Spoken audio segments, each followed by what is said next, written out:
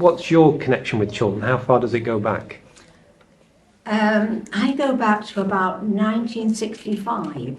I didn't do very much in early days because I was working, but I did retire in 1982 and I did more work then. Most of the time now, if I do anything at all, it's working in the office helping Helen. What are your views on how it's changed over the years? The population has increased no end. You can tell that wherever you go. There's more cars. Oh, yeah. Oh, yes. Less decent shops. There's no what I call dress shops or that sort of thing. Too many wine bars and what I call peculiar restaurants or cafes. I came to live in Chorlton in 1958. My house cost £1,750. How are we going to afford that, we said? Yeah, that's right. Horror. And now I probably would get about 220 to 230,000. I was born in 1930. Yes. Yeah, I'll work it out. I'll be 81 in June. I'm 78. 81 in June. So, what do you think about Chorlton Good Neighbours and its importance? And Importance to me. well, importance to you and importance to other people. It's so important to all these people. Yeah. You only need to go in that hall and see how happy they are talking to people. Yeah. I mean, I know myself, if for some reason I don't get out, I can find plenty of doing the house. I have places to go because I'm able-bodied. But I can just imagine what it'd be like if you couldn't get out and you were stuck in the house. All you've got is the television and perhaps the odd person to phone if you can think of anybody. So for some of the elderly, especially if they have no family, it's so important to them.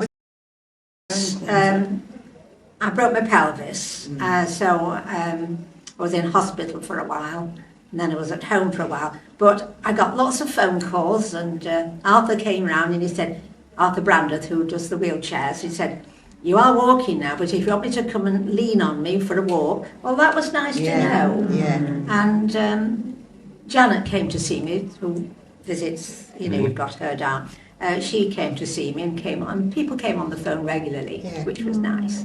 If you go to the coffee morning, and sometimes I'll perhaps see someone sitting on their own, and that's the time when you feel you really are needed to go and speak to that person, perhaps introduce them to somebody else. Yes. And I don't know if you've noticed, but we always have lots of magazines on the table. So if anybody feels they're just sitting there, no one to talk to, there's always a magazine you do, till somebody will come and talk to you. Yeah.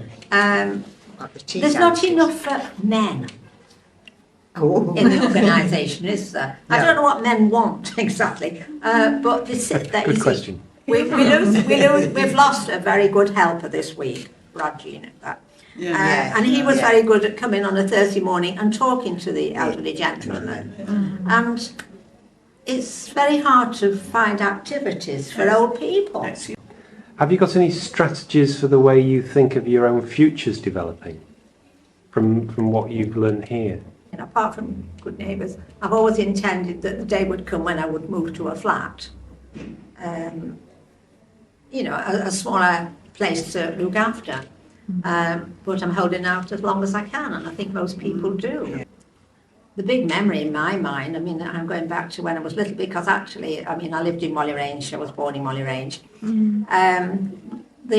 No farms anymore. Just on the edge of Chorlton, Withington Road, there was a farm called Britain's Farm, and they had mostly cows. And it was a proper, and it was so nice to go to that farm. And then there was Bailey's Farm at the top of Nell Lane. There was Hardy Farm. What's it called? Hardy Farm. Mellor. It was called Mr. Mellor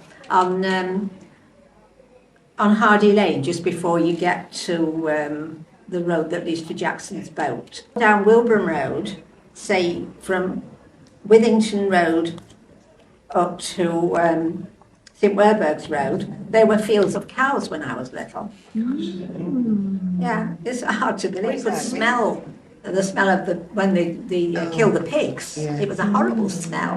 But you know what I mean? You don't get that sort of thing anymore, do you?